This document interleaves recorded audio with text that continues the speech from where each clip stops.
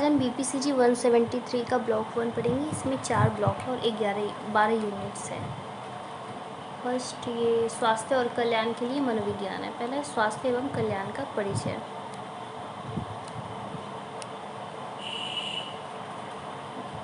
स्वास्थ्य एवं कल्याण की परिभाषा। हम स्वास्थ्य से क्या समझते हैं?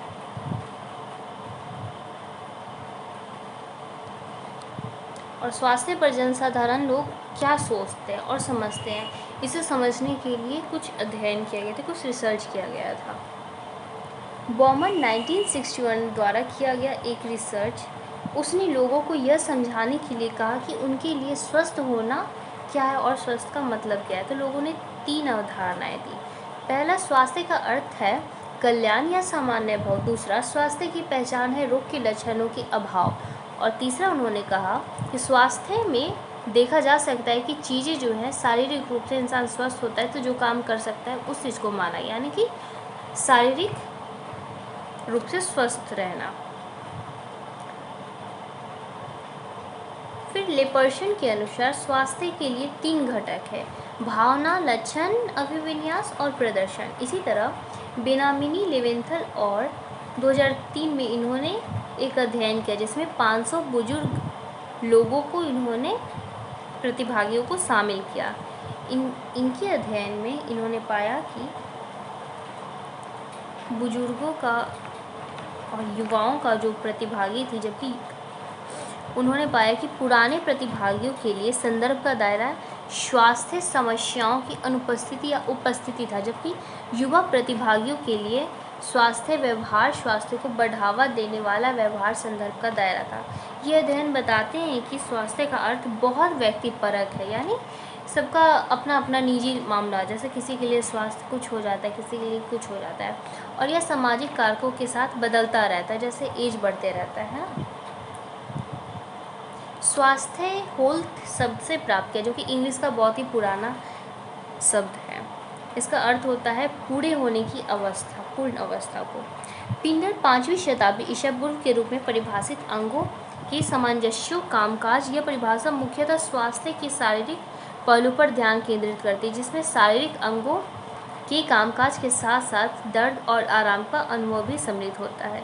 हिपोक्रेट्स ने व्यक्ति की जीवन शैली और पर्यावरणीय कारकों में जलवायु परिस्थितियों, वायु गुणवत्ता, जीवन शैली और आदतों, पानी और भोजन की गुणवत्ता के बारे में कहा। मतलब उनका मानना था कि इंसान जैसा खाता है, जैसे वातावरण में रहता है, उसी तरह का उसका स्वास्थ्य भी रहता है। सकारात्मक स्वास्थ्य शब्द उनके द्वारा प्रस्तुत किया गया था, और जो कि आहार के साथ साथ व्यायाम करना भी जरूरी है अच्छे हेल्थ के लिए।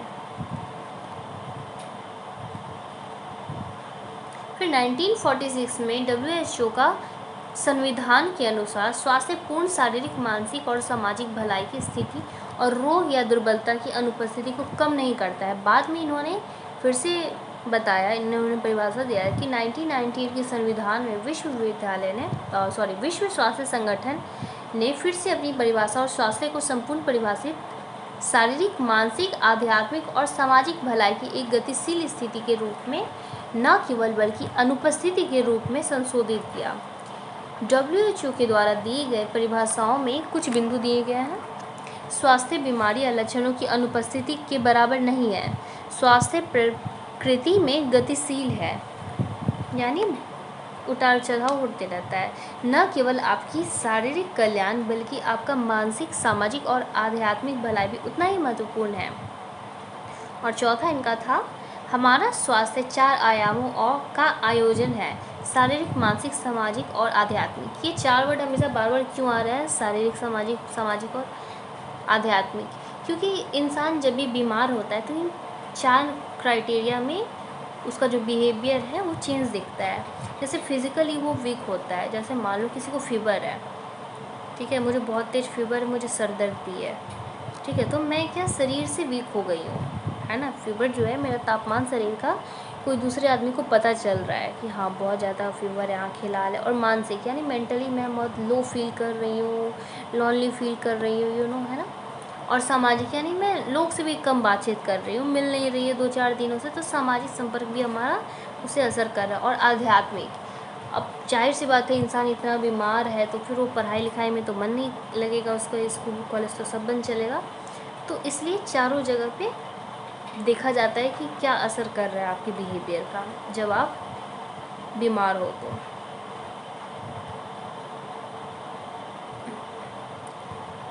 और ये सब वर्ड तो पता ही होगा, रोग डॉक्टर जैसे भी इसी स्वास्थ्य की परिभाषा में ही हम इसको भी एग्जाम्पल में लिख सकते हैं। रोग वर्ड का यूज़ किया जाता है, बीमारी शब्द का यूज़ किया जाता है, अस्वस्थ। तो रोग का जो है वो डॉक्टर बताते हैं कि आपको क्या रोग है क्या नहीं, डॉक्टरों के द्वारा यूज किया जाता है। बीमारी, अगर आप कोई बीमारी है या नहीं है ये भी डॉक्टर बताते हैं, या शब्द व्यक्ति की बीमार स्वास्थ्य की व्यक्तिपरक अनुभव की प्रतिनिधित्व करता है। अस्वास्थ्य है, यह बीमारी से संबंधित सामाजिक भूमिका और धारणा है, जैसे कि आराम करना, काम से दूर भागना, है ना। कभी कभी हमको फील होता है कि हम ठीक नहीं है, बीमार है, तो हम काम करने से झिझकते हैं या भागना चाहते हैं, इस तरह।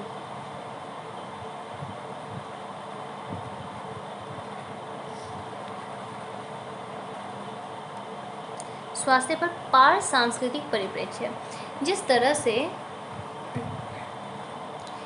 स्वास्थ्य की परिभाषा या मानना जाता है वो संस्कृति के आधार पर अलग हो सकती है, क्योंकि सांस्कृतिक विश्वासों को रोगी की स्वास्थ्य विश्वासों में जटिल रूप से बुना जाता है। इसलिए किसी भी स्वास्थ्य संबंधी व्यवहार को समझने के लिए पहले उसकी संस्कृति और समाज की भूमिका को स्वीकार करना और उसको समझना जरूरी है, ठीक है।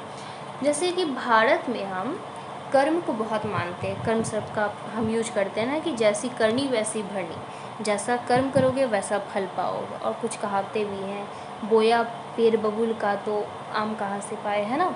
तो ये इसलिए कहा जाता है, और इस चीज़ को बीमारी से भी जोड़ा गया है हमारे यहाँ, क्योंकि लोगों का मानना है कि हम अगर कुछ अच्छा कर्म किए हैं तो हम निरोग रहेंगे, अगर हम कुछ बुरा कर्म किए हैं, कुछ अपराध किए हैं तो और फिर हमें कोई रोग लग रहा है तो मतलब हमारे कर्म का फल है।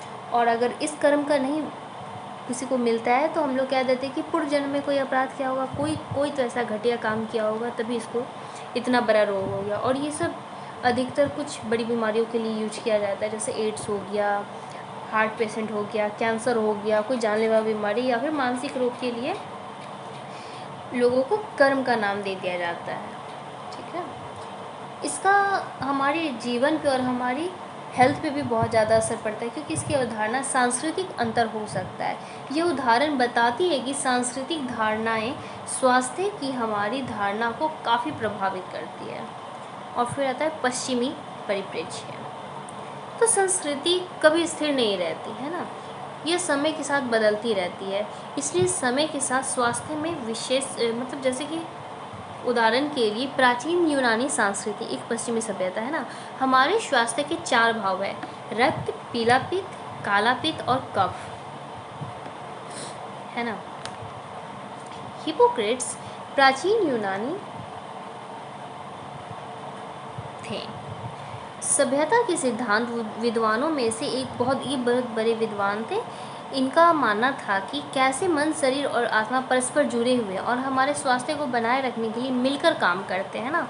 हालांकि समय बीतने के साथ साथ विशेष रूप से पुनर्जागरण के बाद वैज्ञानिक क्रांति ने भौतिकी दवाई में काफ़ी विश्वास कर लिया। पहले के लोग तो ऐसी भी दवा को मानते नहीं थे, दवा से ज़्यादा उनको दारू पे बिलीव था, है ना।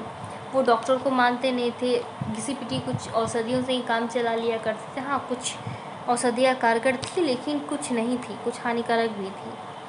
तो फिर धीरे धीरे उनका विश्वास हुआ वैज्ञानिक पे, साइंस पे, फिर वो दवाएं भी लेने लगे, है ना। क्योंकि 19वीं शताब्दी से पहले तो हॉस्पिटल वगैरह दवाएं बहुत कम थी, उसके बाद इन सब में वृद्धि हुई ना।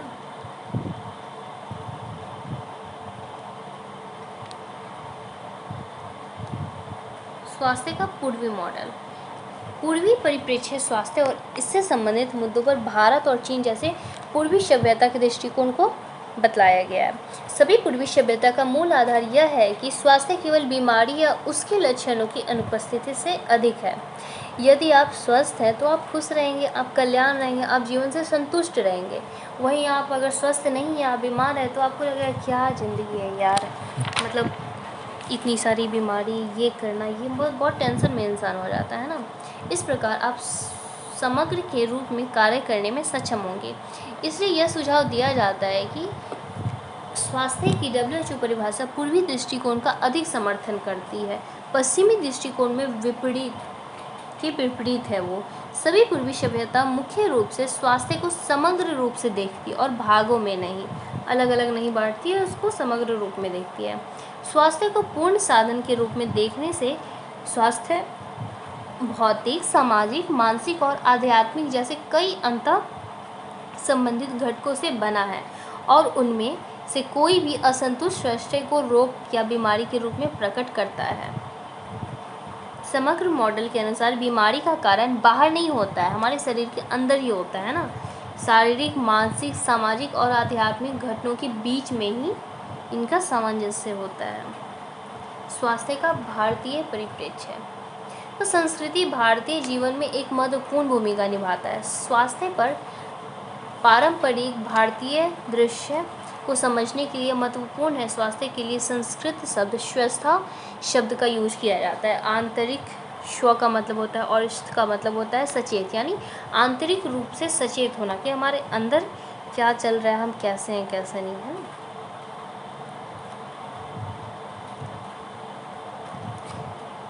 सभी पारंपरिक भारतीय प्रणाली आयुर्वेद और सिद्ध शारीरिक, मनोवैज्ञानिक, दार्शनिक, नैतिक और मानव जाति के आध्यात्मिक कल्याण करने पर विचार करते हैं और ब्रह्मांड प्रकृति के साथ सद्भाव और विज्ञान कल्याण के लिए आवश्यक शर्त है ना। हम लोग तो बहुत ज़्यादा औषधि वगैरह पे बिलीव करते हैं ना। स्वास्थ्य और बीमारी की निरंतरता। अब निरंतरता शब्द का ये तो बहुत टफ शब्द है, ऐसे हम अगर कुछ याद करने जाएंगे तो हमें याद चीज़ भी नहीं आएगा, हालांकि वर्ड बहुत ही ईजी है। तो निरंतरता का मतलब होता है सदा या फिर नित्य, जो कि हमेशा चेंज होते रहता है। तो स्वास्थ्य बीमारी की निरंतरता जॉन ट्रेविस ने दी थी। ये इन्होंने 1972 में शुरू किया था और इसे स्वास्थ्य के प्रतिनिधित्व के रूप में समझाया जा सकता है। यह स्वास्थ्य बीमारी का अभाव नहीं है, बल्कि स्वस्थ मानसिक और संवेगात्मक स्थिति को दर्शाता है। स्वास्थ्य और बीमारी की निरंतरता के अनुसार, यानी नित्य के अनुसार, स्वास्थ्य गतिशील है ना। हमारा स्वास्थ्य एक निरंतर के भीतर आगे और पीछे चलता रहता है। जैसे वेदर होता है, हमेशा चेंज रहता है, कभी मानसून, कभी समर, कभी विंटर आते रहते हैं ना। कोई एक वेदर तो स्थिर नहीं रहता है, एक मौसम तो नहीं रहता है। उसी तरह अकाल मृत्यु का पूर्ण दिव्यांगता, जैसे किसी अकाल मृत्यु हो जाती है, कोई विकलांग हो जाता है पूरी तरह से, है ना, और कोई एकदम निरोग रहता है। तो ये कैसे होता है? सपोज आपको कल आज सर दर्द है, कल तक तो आप पूरे ठीक थे, आज बहुत ज़्यादा सर दर्द है और फिर कल सुबह आप ठीक हो गए। तो ये क्या बताता है कि मतलब बीमारी जो है एक जगह स्थिर नहीं रहती, वो चेंज होते रहती, आती जाती रहती है। ये चीज़ पूरे इस मॉडल में बतलाया गया है। इसको इजीली आप अपनी भाषा में समझ करके लिख सकते हो। जैसे होता है ना, कभी कभी कोई इंसान बहुत अच्छा रहता है और फिर सडनली आपको खबर आती है कि वो कोई भारी बीमारी से ग्रसित है या फिर वो चल बसा, तो आपको लगता है अरे यार कल तक तो अच्छा भला था, आज अचानक क्या होगा। या फिर ऐसा होता है समटाइम कि बहुत बीमार लोग से हम मिलते हो, मतलब उसकी स्थिति बहुत गंभीर रहती है और फिर पता चलता है कि वो एकदम स्वस्थ हो गया। तो यही है निरंतरता की। जैसा हमारा ज़िंदगी चलते रहता है, कभी अच्छी चीज़ें आती हैं, कभी बुरी चीज़ें आती हैं, उसी तरह बीमारी भी निरंतर चलती रहती है। फिर यूनिट 2 में हम आ जाते हैं अभी, स्वास्थ्य एवं बीमारी के मॉडल। इसमें चिकित्सा मॉडल, समग्र मॉडल और ये भलाई, ये सब थोड़ा इम्पोर्टेंट है।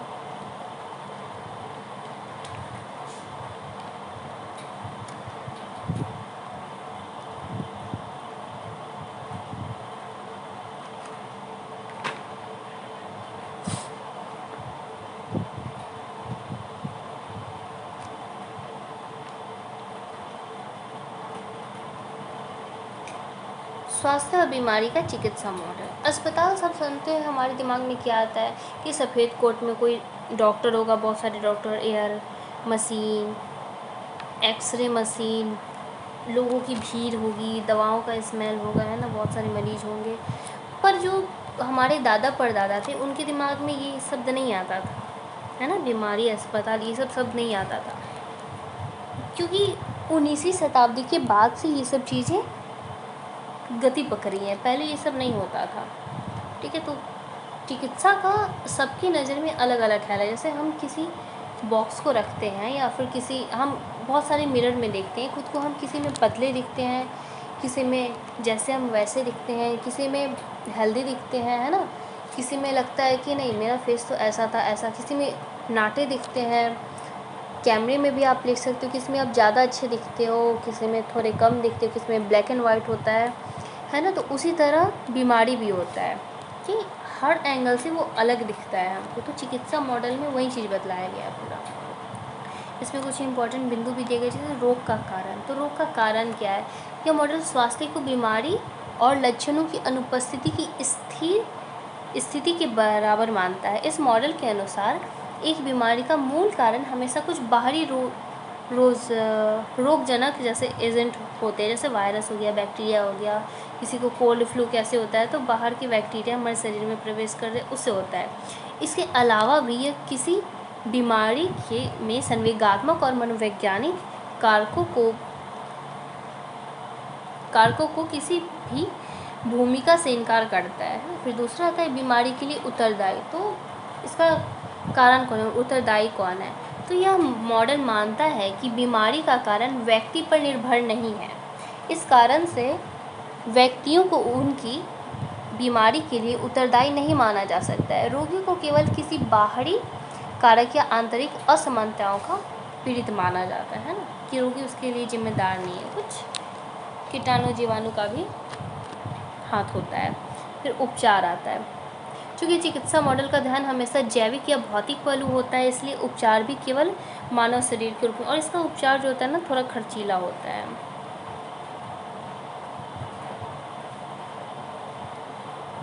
तो चिकित्सा मॉडल की और फिर कुछ सीमाएं आती है इसमें। यह मानव शरीर के लिए एक नई दृष्टिकोण है और इसे यंत्रवत ढांचे में देखता है। यह मन की अवधारणा को महत्व नहीं देता है, यानी कि ये मन, आपका माइंड कैसा है, क्या सोच रहा है, आप मेंटली फिट हो या नहीं हो, इस पर वो ध्यान नहीं देता। उसका पूरा जो उसका ध्यान होता है आपके शरीर पे होता है और शारीरिक हेल्थ पे होता है। ये स्वास्थ्य और बीमारी में सामाजिक, संवेगात्मक, आध्यात्मिक और मनोवैज्ञानिकी कारकों को किसी भी भूमिका की उपेक्षा करता है। इस प्रकार बीमारी की कल्याण या उपचार पहलू पर बात नहीं किया करता है। यह हमेशा कई बीमारियों के उपचार में प्रभावी नहीं होते, जैसे नई नई बीमारी और उस पर नहीं, जो मॉडल चल रहा है, जिस बीमारी पे ये चर्चा चल रहा है उसी पे होगा। इस मॉडल के साथ एक सामर्थ्य का मुद्दा भी जुड़ा हुआ है, क्योंकि अस्पताल उपचार अवैयक्तिक पेशेवर देखभाल प्रदान करता है, इसलिए उच्च शुल्क के कारण किसी भी जेब पर बोझ पड़ता है। इसकी पहुंच व्यक्ति की सामाजिक आर्थिक स्थिति पर भी निर्भर करती है ना, जैसा भी कहा बहुत खर्चीला होता है। स्वास्थ्य का समग्र मॉडल। समग्र जो शब्द है ये दवा है, समग्र का मतलब होता है दवा, ठीक है। इसका उपयोग पहली बार FH हॉकमैन द्वारा 1960 में किया गया था। यह संपूर्ण के रूप में वैचारिक स्वास्थ्य को दर्शाता है ना, कि किसका विचार कैसा है। यह मॉडल जो है स्वास्थ्य कल्याण की भावना के बराबर माना जाता है तथा बीमारी को न केवल रोगजनक कारक की उपस्थिति या अनुपस्थिति के रूप में नहीं मानता। ये इसके बजाय समग्र मॉडल के अनुसार व्यक्ति के जीवन की सामाजिक, मनोवैज्ञानिक एवं आध्यात्मिक आयामों के नीचे की असमानता बीमारी का कारण बनती है। इस तरह समग्र मॉडल व्यक्ति पर भी अस्वास्थ्यता के लिए उत्तरदायी डालता है। जॉर्ज एन गेल और गुटमाचेर के अनुसार चिकित्सा मॉडल में कई कमियां हैं, है ना, कमियां यहाँ पर दिखलाई गई हैं। समग्रता का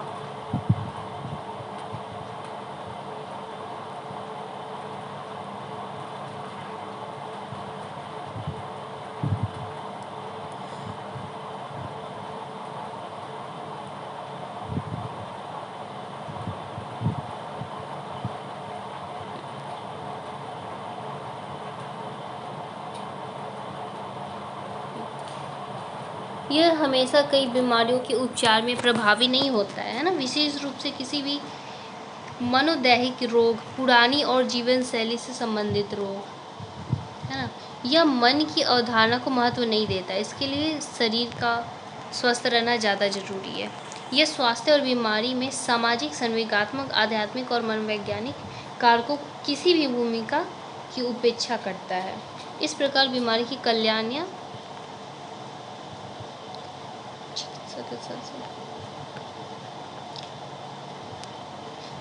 उपचार पहलू पर बात नहीं करता है।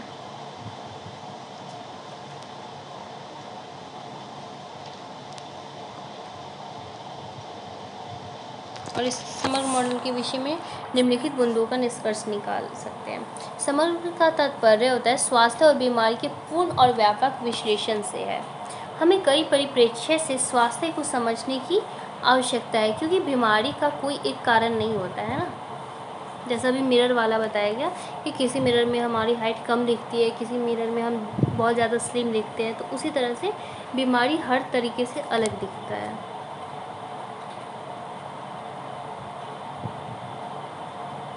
ये चिकित्सा मॉडल और समग्र मॉडल के बीच अंतर है।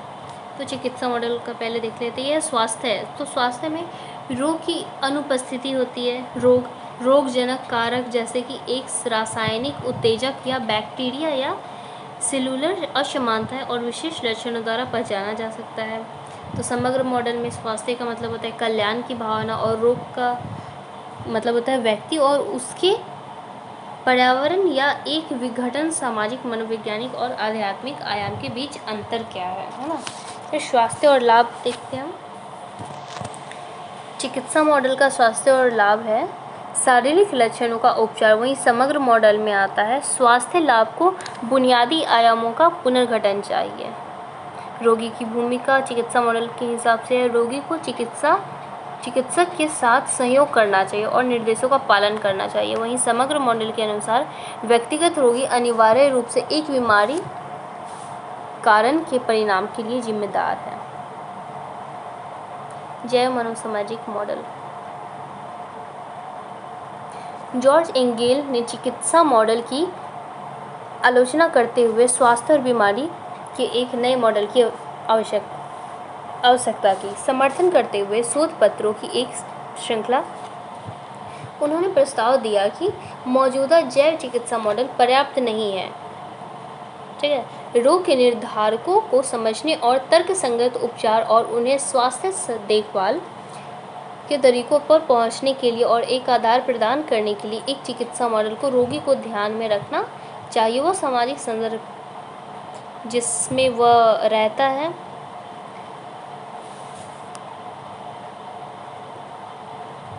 जैव मनोसामाजिक मॉडल जैसा कि नाम से ही पता चलता है कि यह कई आयामों से मिलकर बना हुआ है। इसकी अवधारणा जो है बहुत सारी अवधारणाओं से मिलकर बनी। चिकित्सा या जैव चिकित्सा मॉडल केवल स्वास्थ्य के भौतिक पहलू पर केंद्रित है, लेकिन एंजेल ने नए मॉडल में मनोवैज्ञानिक और सामाजिक पहलू भी जोड़ दिए हैं। यह इस विचार पर आधारित है कि मनुष्य स्वाभाविक रूप से मनोसामाजिक जीव है, जिसमें जैविक, मनोवैज्ञानिक और सामाजिक आयामों का अटूट संबंध है। एंजेल ने चिकित्सा मॉडल के लाभों को पूरी तरह से रद्द कर दिया, लेकिन इसे व्यापक बनाया और उपचार की प्रक्रिया में मनोवैज्ञानिक और सामाजिक कारकों को भी समान महत्व दिया है।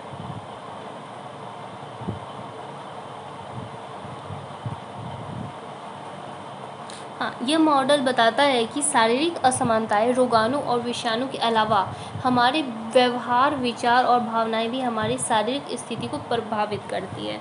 जैसे हम कैसा बिहेव कर रहे हैं, हमारी भावनाएं क्या है ना। कोई चीज़ आप अपने मन में दबा कर रखोगे तो वो चीज़ भी कहीं ना कहीं हमारे हेल्थ पे असर करता है। जैसे कोई आंसू, कुछ लोगों का ये नीति होता है कि हम रोते हैं तो हम कमज़ोर हैं, बट और वो यही सोच कर कि वो अपनी आंसू को कंट्रोल करते हैं और किसी रोने वाली सिचुएशन पे भी खुद को कठोर दिखाने की कोशिश करते हैं।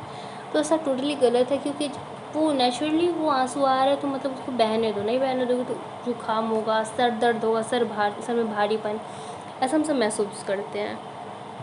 तो उन्होंने इस जैव मनोसामाजिक ये मनोवैज्ञानिक में यही सब बातें बताई है। मोटे तौर पर 3 क्षेत्र हैं जिसमें जैव मनोसामाजिक मॉडल ने कई अंतर्दृष्टि प्रदान की है।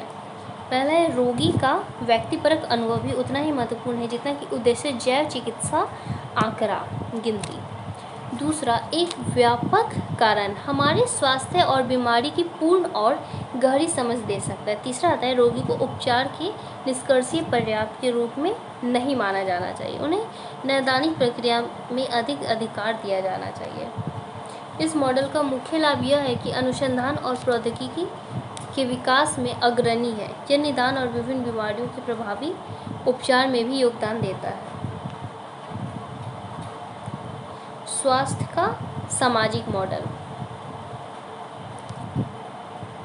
अच्छा, स्वास्थ्य का सामाजिक मॉडल विकलांगता के सामाजिक मॉडल में अपना मूल तलाशता है। चिकित्सा मॉडल की प्रतिक्रिया है।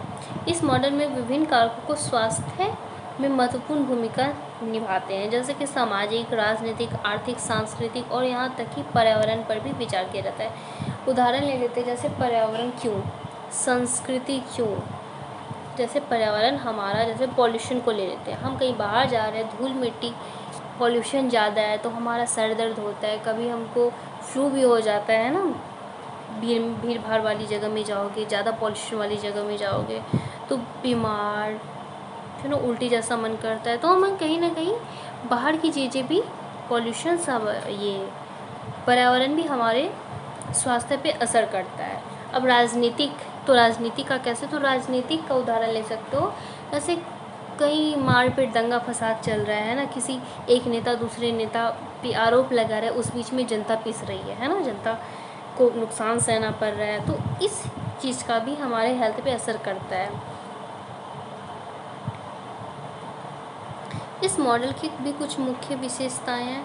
पहला, सामाजिक संदर्भ में जिसमें व्यक्ति का अस्तित्व है, व्यक्ति के स्वास्थ्य संबंधी अनुभवों, विकल्पों और व्यवहार पर महत्वपूर्ण प्रभाव डालता है। सामाजिक संदर्भ में वर्ग, जातीय, लिंग आदि सम्मिलित है। लिंग भेदभाव भी होता है, जाति का, ऊंच जाति नीच जाति, इन सब चीज़ों का भी हमारे स्वास्थ्य पे असर करता है। मानसिक स्वास्थ्य पे भी और शारीरिक स्वास्थ्य पे भी। मानव शरीर सामाजिक, मनोवैज्ञानिक और जैविक एक साथ है। स्वास्थ्य और बीमारी के रूप में सांस्कृतिक विविधता मौजूद है।